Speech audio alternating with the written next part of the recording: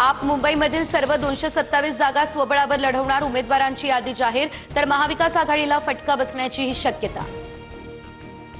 माणिकराव कोकाटे यांना हायकोर्टाकडून काहीसा दिलासा, कोकाटेंना 1 लाखांच्या जात मुचलक्यावर जामीन मंजूर, तर सदनिका लाटल्याप्रकरणी तुर्तास जेलमध्ये जावं लागणार नाही। कोकाटेंच्या शिक्षेला हायकोर्टाकडून स्थगिती नाही, कोकाटेंच्या आमदारकीचा निर्णय विधानसभा अध्यक्षांनी घ्यावा, हायकोर्टाचे निर्देश, निकालाची प्रत प्राप्त झाल्यावर विधिमंडळ निर्णय घेणार। राज्यातील आणखी एका मंत्र्याचा राजीनामा होण्याच्या मार्गावर, पण मुख्यमंत्री पांघरून घालताय, उपमुख्यमंत्री शिंदेंवर निशाणा साधत उद्धव ठाकरे यांचा हा दावा।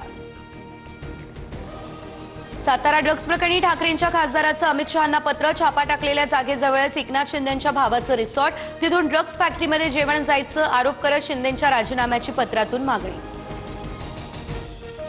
पत्र पाठवण्यापेक्षा ठाकरेंनी शहांच्या पायाजवळ येऊन बसावं, शहांच्या चरणांशी कुणी आलं तर निर्णय ते घेतील, आशिष झिलारी यांची उद्धव ठाकरे यांच्यावर टीका।